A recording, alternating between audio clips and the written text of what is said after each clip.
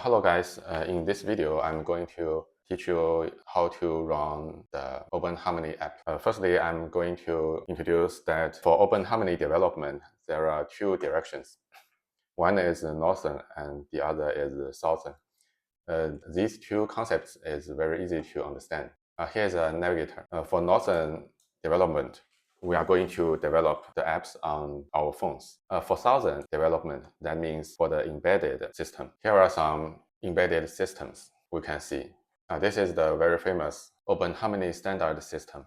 Its name is Dayu 200. So southern is for developing embedded systems. And in my tutorial, I'm going to teach you how to develop the apps on the northern development. There are several websites I want to share, which mentioned in the last video. As I mentioned on the last video, Huawei donated their source code of Openharmony to Open Atom Foundation.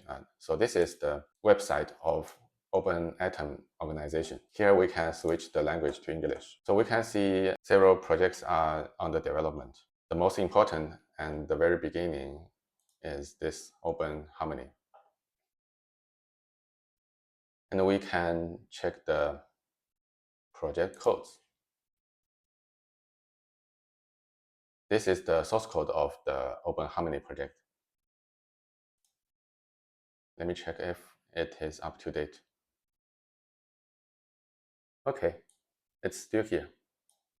It's still holding on this Git website, which named Git. Git is a Git website based in China. It should be very easy to access. And there's another one. It's called openharmony.cn. This one. Here we can check the documents of Openharmony. But surprisingly, I checked this website homepage. I found that there are no language choice. So we need to firstly hover here and click this. This is the page for the documents. Oh, and here we can choose language. Okay, so for English users, we can now check the documents. Here we can go to application development and get started. Okay, here is the document of the application development. We can check here, getting started, and several pages. So let's get a quick start in this video. Let's firstly build our development environment. Firstly, we need to download the IDE. Let's go to this website, developer.huawei.com. And consumer CN here. And click here. This is the Harmony OS development website. If you are going to develop Openharmony app or Harmony OS app, we are going to use the same IDE. So we can download the IDE in this website. It's easier to find the download page. We can just click this tab and click here. Oh, yes. Firstly, you need to register. Click here to register first.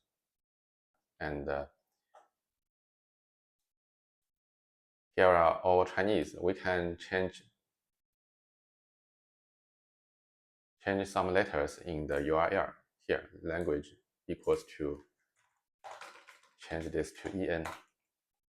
And it should be easier for English users to read. Yes, you can just choose your regions and set your phone numbers and extra. Then register. After you registered, you can back to here and log in. If you have already logged in, after you click here, you can directly see the download page. Here are some options. If you are using Windows, you download this. If you are using Mac with Intel CPU, you can download this. If you are using Apple Silicon CPU, you can download this. So now I'm using Apple Silicon. I downloaded this. You can see there are many tools, but in this video, we are not going to download them. Okay, after we download it, the zip file should be unzipped automatically on Mac. Then we double click this .dmg file. We drag this icon to this folder.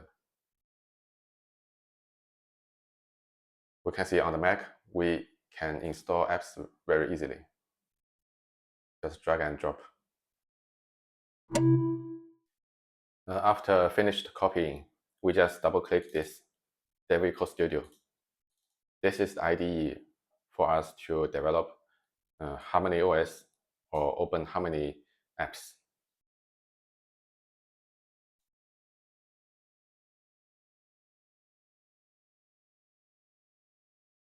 Okay, this is the welcome page. If you have not created projects, you will firstly see this window at the very beginning. So here we can click this create project. By the way, this IDE is very friendly for English users. Its default language is English. Okay, here is the window we need to choose template. There are two options, application and atomic service. We can just ignore others. In this video, we just choose this empty ability. Others we can ignore in this video. We can just choose this and choose this. This is the typical application we see on the phone nowadays. Then we click next. Then you can type your project name. My awesome app. And this is model name. Model name means your ID number. The system will identify each applications using the bundle name. So you need to choose a unique bundle name. For example, in the middle, you put in your name, my name. This is the name of my application, my awesome app. In this line, you need to choose the folder to put your project. And here, compatible SDK. You can just use the default. The default is the last one. And the module name. There should be a default module. We can just leave it as it is. And the last line, device type. We can just only choose this phone. So this app can only run on the phone. Then we click finish.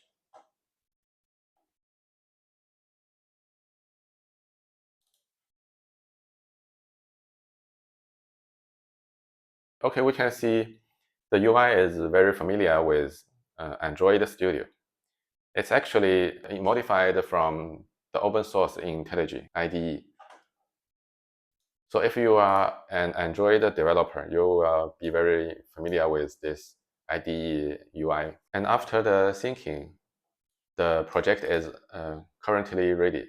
And we can double click this index.ets and check this code here. With this index.ets opened, we can click here, Previewer. This previewer is very useful. It can preview the page UI without running the whole app. Okay, let's see.